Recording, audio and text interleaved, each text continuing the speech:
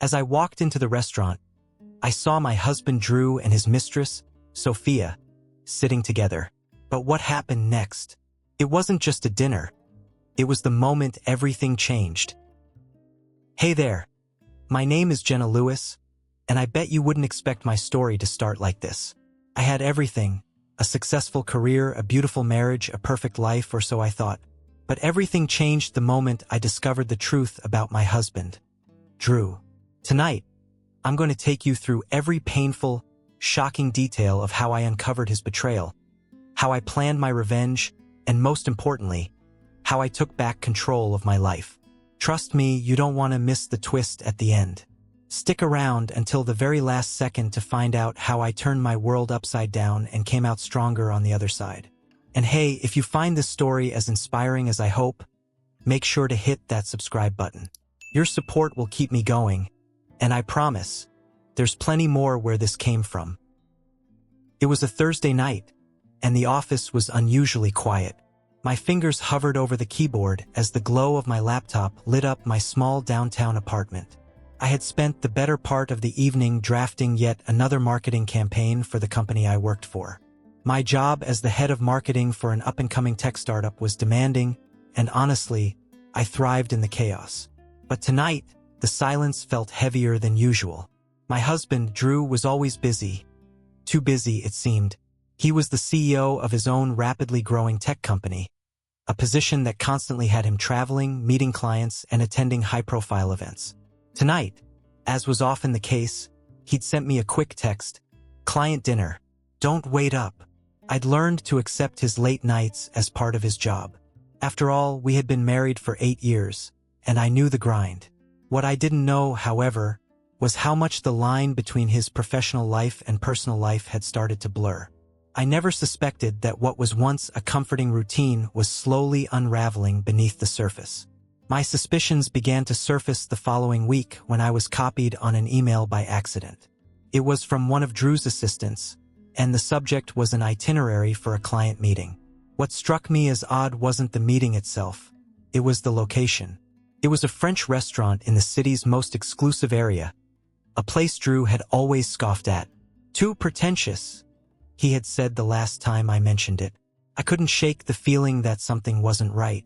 A part of me dismissed it, telling myself I was just being paranoid. But another part of me, one that had been buried under years of devotion and trust, couldn't let it go. I had to know. I had to see it for myself. Late that night, when Drew was in the shower, I made my move. I didn't plan on snooping, but curiosity had crept in like a slow burn. I opened his laptop. My heart raced as I navigated to his browser history, praying that I wasn't about to find what I feared the most. And then, there it was, Tiffany. Drew had been browsing a Tiffany bracelet, the same one I had found in his shopping cart just last month when he said it was for our anniversary. He convinced me it was a surprise, but I knew better now. The betrayal hit me like a freight train. I wanted to scream, but the only sound that escaped my lips was a laugh, bitter, hollow, and full of disbelief. But I didn't cry, not yet. I wasn't ready for that. Instead, I sat there, my mind racing with the realization that the man I had trusted with my life had been living a lie I had been a part of unknowingly. And now the truth was knocking at my door. The next few days were a blur of emotions. I felt numb, walking around like a ghost, going through the motions of work and home life. But inside, I was planning. I wasn't going to confront Drew just yet. No, I was smarter than that. I would take control of the situation, but only on my terms. I hired a private investigator. I hadn't believed in such things before, but I needed answers. I couldn't go to Drew directly without knowing the full extent of his betrayal. I had to be sure. The investigator didn't take long. By the end of the week, I had a name: Sophia Hunter. She was a marketing consultant, a high-powered, polished woman who seemed to have everything I didn't. Drew and Sophia had been seeing each other for months. The investigator provided me with photos, dinners, weekend trips, hotel stays. The evidence was undeniable. But the real kicker came when the investigator provided me with an unexpected detail. Sophia's parents were planning a surprise visit to San Francisco for Sophia's birthday. They were flying in from across the country to celebrate with her at the very same French restaurant Drew had claimed was too expensive for us. It was perfect. I couldn't just sit around, feeling sorry for myself. If Drew wanted to betray me, I was going to show him just how strong I could be. This was not going to be a quiet, tear-filled confrontation. No, this would be an event. Something unforgettable. I started laying the groundwork. I reached out to Sophia's family, her mother, Karen, and her father, Greg, and coordinated everything. I wasn't doing this for revenge. At least not entirely. I needed to expose the truth. Drew couldn't keep lying to everyone, especially not to Sophia's family, who thought he was a knight in shining armor. The stage was set. I could feel the tension rising within me, but also a sense of control. For the first time in months, I felt powerful.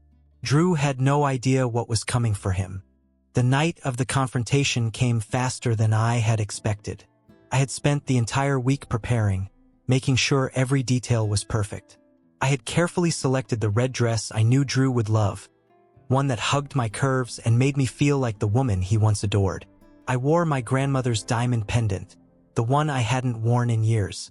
This night was about reclaiming my power, and I was going to do it in style. I arrived at Maison Lauren, the high-end French restaurant, with my heart pounding in my chest. Drew was already seated at the table, looking comfortable and confident, his hand casually resting on Sophia's. The sight of them together hit me like a punch to the gut, but I didn't let it show. Instead, I took a deep breath and walked past them slowly, making sure Drew saw me first. The moment his eyes met mine, his face went pale. He froze. The look of confusion, then shock, and finally terror flashed across his face. But this wasn't just about him. No, this was about making sure Sophia knew the truth. "Happy birthday, Sophia," I said loudly, making sure everyone in the restaurant heard me. Drew's mouth opened and closed, but no words came out. Sophia looked up, frowning at the interruption. Then, recognition slowly dawned on her face. "Wait, who are you?" she asked, her voice wavering slightly. "I'm Drew's wife," I said, my voice steady but piercing. "We've been married for 8 years. The silence that followed was deafening. The shock on Sophia's face was palpable, and Drew stood up, his entire body stiff with panic. Karen, Sophia's mother, looked between the two of us, clearly confused. "But Drew told us he was divorced," she said, her voice rising in disbelief. I turned to her, not letting Drew speak. "Well, he wasn't. He's been lying to all of you. For months." Sophia's father, Greg, stood up as well, his face turning red with anger. "Drew, you've been lying to us? To my daughter." The tension in the room was unbearable, but I didn't care. Drew had betrayed me, and now he would face the consequences of his actions. I pulled out the stack of photos I had been collecting for weeks. "This has been going on for 3 years, I said, sliding the photos across the table.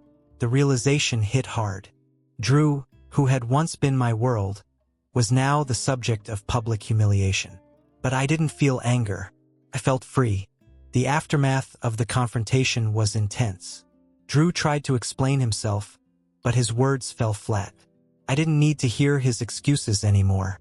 I had already made my decision. The divorce was finalized quickly. Drew, facing public shame and the risk of financial ruin, agreed to settle on terms that were favorable to me. I wasn't interested in the money. I wanted my peace of mind. I moved out of the house we had shared for years and into a chic downtown apartment. The first night in my new space, I cried. I cried for the life I thought I had. But by the second night, I slept better than I had in years. 6 months later, I ran into Sophia at a coffee shop. She looked different, smaller, less confident. "I knew," she said, her voice soft. "Not at first, but eventually. He was always going to leave you." I didn't feel anger anymore. "We were both deceived," I said, "but we both deserve better." And as the months passed, I realized something important. The strength I found through this process wasn't about vengeance. It was about reclaiming my life. I wasn't just surviving anymore. I was thriving. I was becoming the woman I was always meant to be. And I knew now that no matter what life threw my way, I could face it with grace, courage, and strength. So what do you think? I'd love to hear your thoughts or any comments you have on the story. Did you relate to Jenna's journey? Or maybe you've been in a similar situation yourself. Drop your thoughts in the comments below. I'm always eager to hear from you. And if you enjoyed this story, don't forget to hit that like button and subscribe to the channel for more incredible tales coming your way. Thank you so much for sticking with me through this story, and I can't wait to share more with you next time. Until then, take care and keep pushing forward.